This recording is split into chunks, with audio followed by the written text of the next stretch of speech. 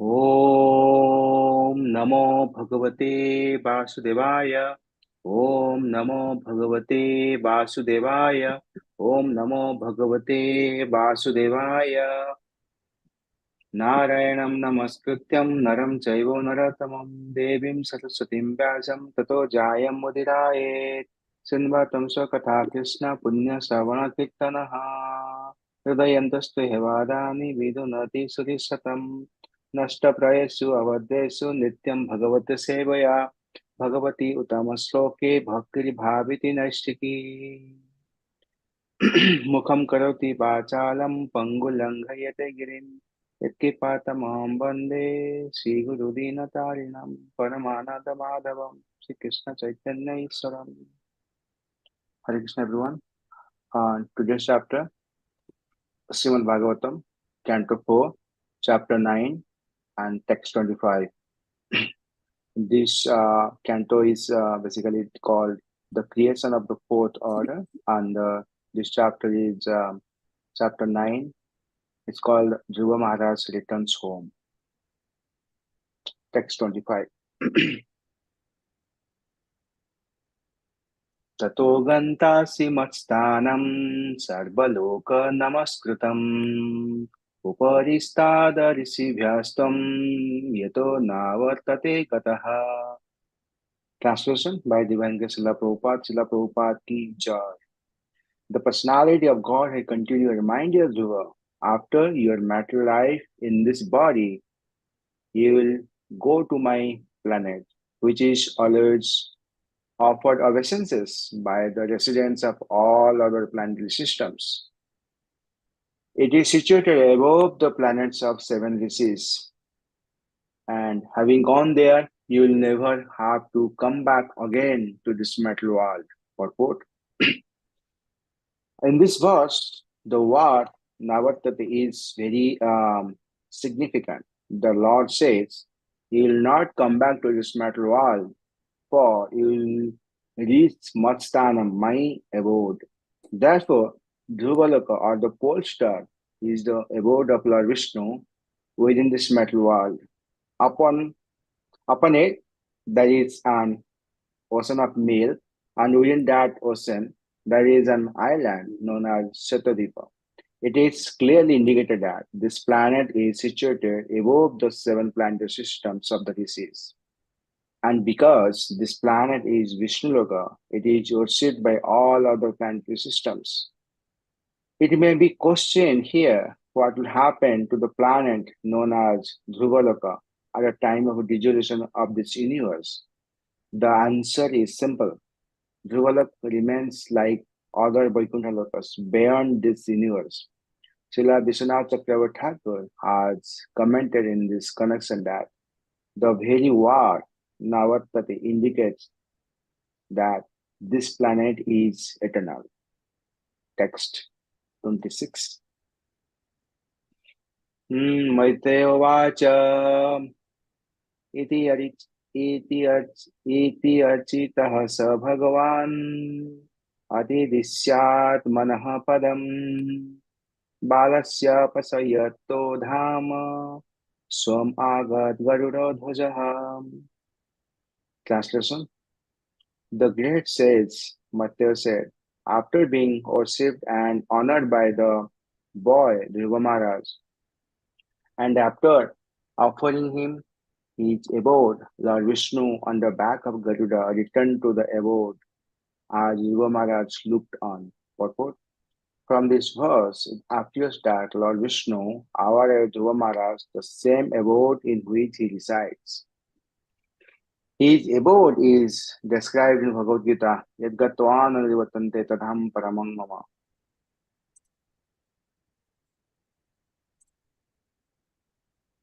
Namo Vishnupadaya Krishna Prasthaya Bhutale Srimate Bhakti Vedanta Swami Iti Namine Namaste Saraswati Deve Gauravani Pracharini Nirvisesa Sunyavadi Paschatya Satarine Jaya Shri Krishna Chaitanya Prabhu Nityananda Sri Advaita Gadadhara Sivas Adi Gaura Bhakta Vrinda. Hare Krishna, Krishna Krishna, Hare Hare, Hare Ram, Ram Ram, Hare Hare, Hare Krishna, Krishna Krishna, Hare Hare, Hare Ram, Ram Ram, Hare Hare. Hare Krishna, Krishna Krishna, Hare Hare, Hare Ram, Ram Ram, Hare Hare. Hare Krishna, everyone. Thanks for joining and giving me the opportunity to speak on this verse of Srimad Bhagavatam. On this, so we are discussing about the fourth canto and chapter 9, text 25 and 26 of Srimad Bhagavatam.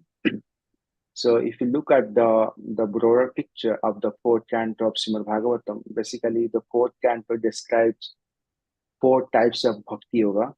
So the first is known as the bhakti yoga in more of ignorance, bhakti yoga in more of passion, bhakti in the more of goodness, bhakti in more of Sudha bhakti.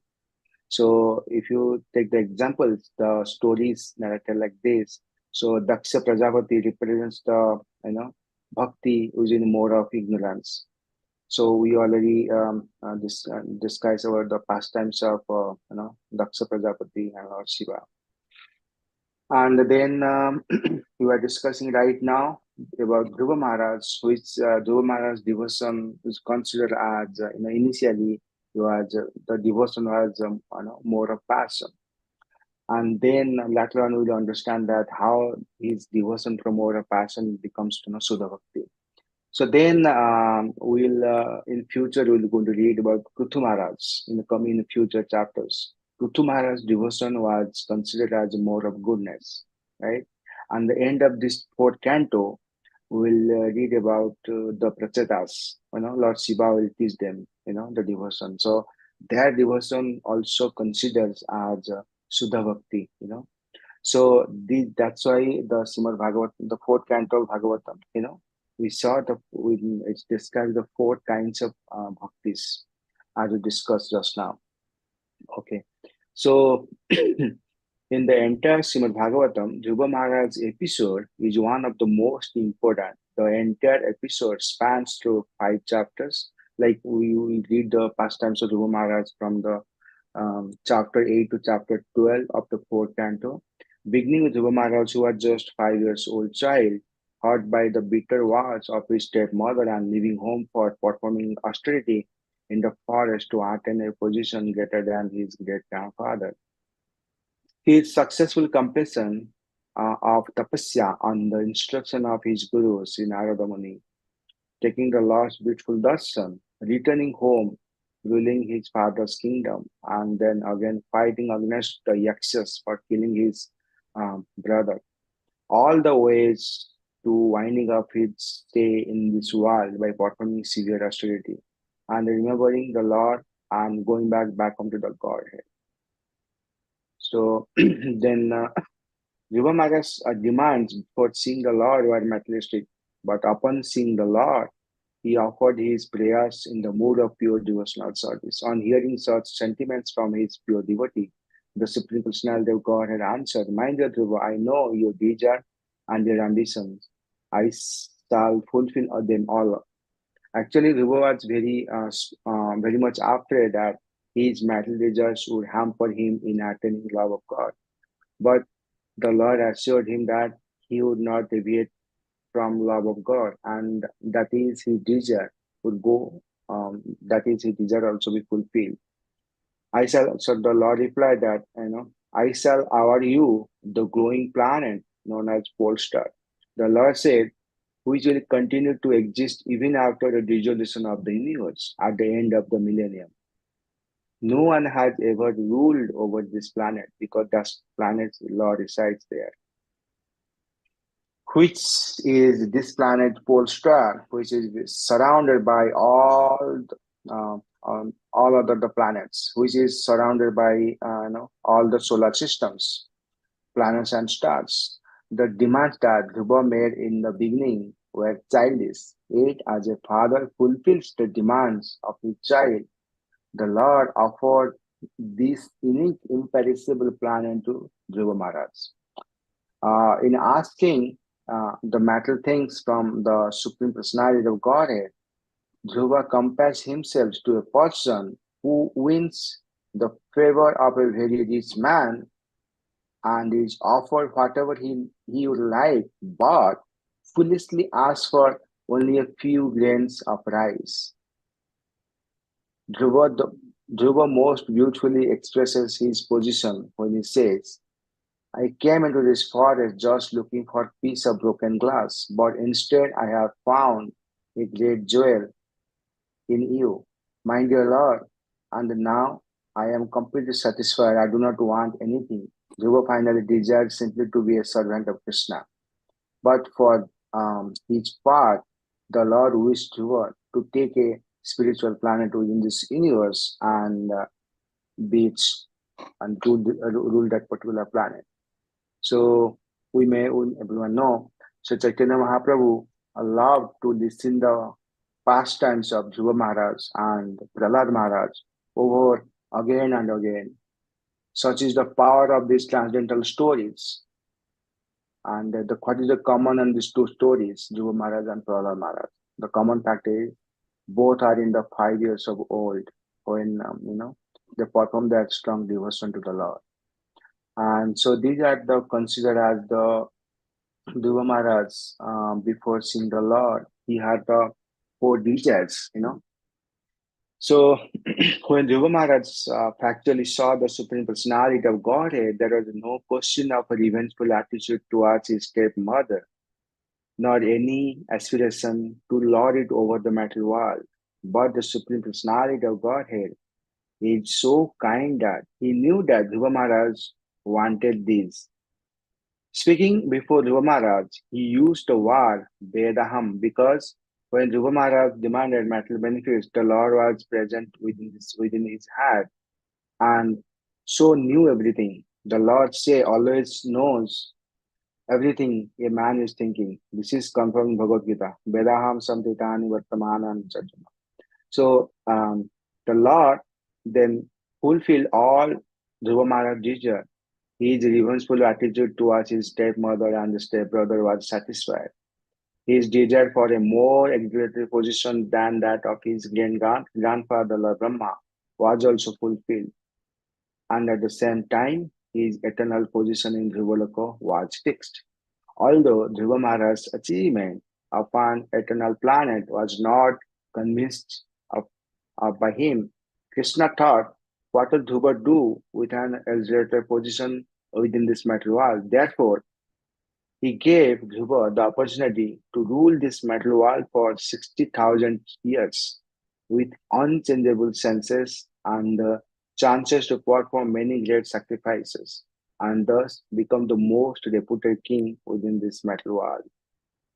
And after finishing with all the material enjoyment, Dhruva would be promoted to the spiritual world, which includes the Dhruvaloka. So, so these are the four benedictions the Lord gave him.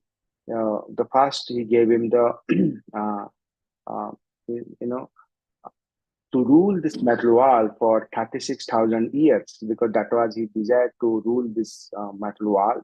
So the Lord gave him benediction so that he will be in good sense condition without any diseases and old age. So he ruled the world for 36,000 years. And what is the second benediction? The second benediction the Lord gave him a bigger kingdom, the spiritual plant Dhruvaloka, a bigger kingdom than his great grandfather Lord Brahma. And the third benediction the Lord gave him is called Dhruva Maharaj had a revengeful attitude towards Surichi and Uttama, right? So Surichi eventually died, and the same thing as what happened, his son Uttama. Hudson Uttam also died in the fighting with the Yakshas. And then, as you know, the pastime and the end of this chapter, we'll learn about, after his brother, because Dhruva Maharaj, after seeing the Lord, he was not revengeful towards his stepmother and stepbrother, because, but somehow it was a desire from Dhruva Maharaj at the beginning of his devotion. So Lord fulfilled it. So I had, and the Prabhupada says, the Surichi died by snake bite or maybe, in the forest fire. And Uttama was died with fighting with the Yakshas. So after fighting Yakshas, Uttama died, but then Dhruva Maharaj fight with, many Yakshas and killed them. So so that is the pastimes will recite those pastimes by end of this chapter. Okay, and so then the final benediction Lord gave him he offered in the Sasod Dham, the Dhruvalok. So Dhruvalok, a planet, was never decided upon by any conditioned soul. Even Brahma, although the topmost living creature within this universe, was not allowed to enter the Dhruvaloka. Okay, that's what the Lord give the benediction to Dhruva Maharaj. So if you so in this particular purport, Prabhupada mentioned that the Lord says, "You will not come back to this material world, for you will reach Matstanam, my abode." Therefore, Dhruvalok or pole star is the abode of Lord Vishnu within this material world. Upon it, there is an ocean of milk, and within that ocean, there is an island known as Satodipa. As you saw in many, whenever the devas used to, go to complain to Lord Vishnu, or or against, like, let's say, Ravana, Kamsa, and all, right, all the Rakshasas.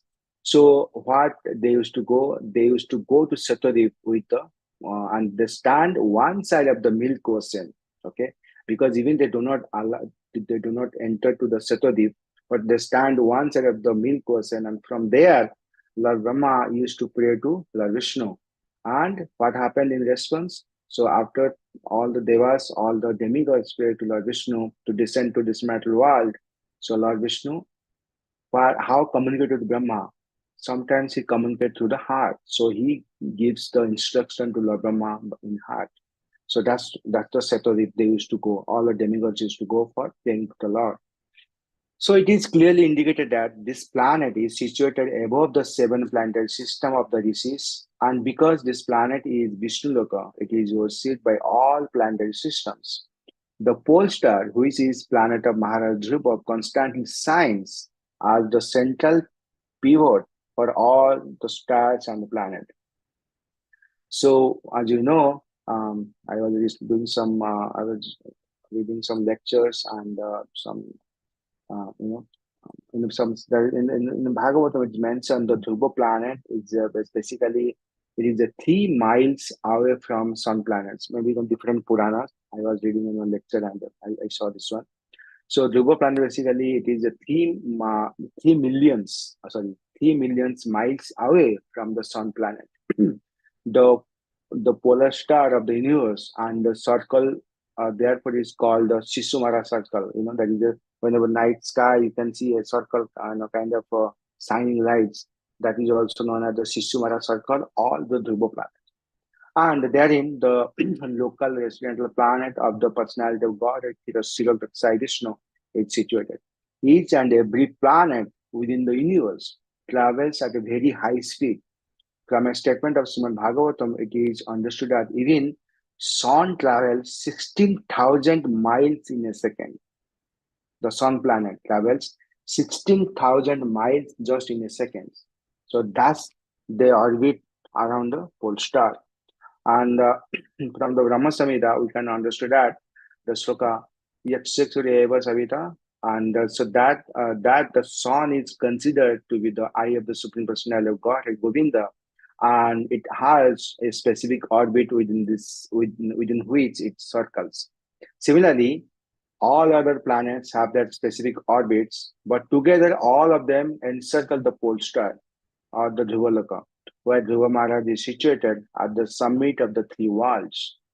We can only imagine how highly exalted the actual position of a devotee is, and certainly we cannot even conceive how exalted is the position of the Supreme Personality of Godhead. All the great sages mentioned in this verse, like this planet Dhruvalaka is the above the Brahmaloka also, like the Rishi planet, then Brahmaloka that there. So the planet where Lord Brahma reside, that's Brahmalok. Lord Brahma reside along with 4 great sages, Sanaka, Sanatan, Sanananda, and Sanat Kumar. These sages reside in different stars known as the southern stars, which circle the pole star. See, so Brahmaloka and the Rishi Lokas, the Sanat Kumar Lokas, they are reside in the southern stars, all these planets circumambulate to the Dhruva star. The pole star, also known as Dhruva, is the pivot of this universe, and all planets move around this pole star. The seven stars revolving around the pole star at the zenith are called the Saptasi Mandala. Sometimes you saw the Saptasi Mandala in the sky. On these seven stars, who are the Saptasi Mandala? The rishis, the Rishi Kasyap, Atri, Vaishishya, Vishwamitra, Gautam, Jamadagni, and Bharadwaj. So these are the seven stars are seen like in the night time, and they each make a complete orbit around the pole star within 24 hours. Along with these seven stars, all the other stars also orbit from east to west. So, a pure devotee has no demand from the Lord. His only concern is to serve the Lord sincerely and seriously. So, as you know, how Dhruva Maharaj, got so much elevated position, and that's why a pure devotee, he becomes a pure devotee. And then what happened after he becomes a pure devotee? He has no demand from the Lord. His only concern is to serve the Lord sincerely and seriously, and is not at all concerned about what will happen in the future. In the Mukunda Maharashtra, King Kulasekara, author of the book, states in his prayer, "My dear Lord, I do not want any position for sense gratification." This is what happened when you are in the full devotion to the Lord. That's why King Kulasekara mentioned, "My dear Lord, I do not want any position for sense gratification within this material world. I simply want to engage in your service perpetually." Similarly, Lord Chaitanya in his Sikshastakam also prayed, "My Lord, I do not want any amount of material wealth. I do not want any number of materialistic followers, nor I want any attractive wife to enjoy. The only thing I want is that I may engage life after life in your service." Lord Chaitanya did not pray even for mukti or liberation. That's the prayers of Lord Chaitanya Mahaprabhu. When Dhruva Maharaj becomes situated on the Basudeva platform due to seeing the Lord face to face, all his material contamination was cleared. Thus, he became ashamed of what his demands were and what he had achieved.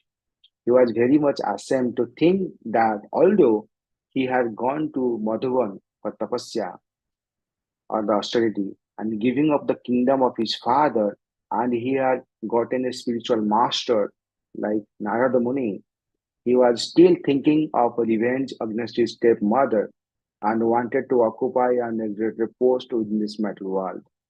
So these were the causes for his moroseness, that even after he received all the desired benedictions from the Lord. So we are going to, in the future chapters, we are going to read, how Juba Maharaj feels the moroseness, and in the chapter 6.5.29, so this 29 text, so Prabhupada very nicely mentioned, how Juba Maharaj is feeling, because he asked, initially he was asking for the material benefits, and later on, how he realizes his mistake and everything. So with this note, I'll stop here. Please forgive me if I made any mistakes while narrating the pastimes of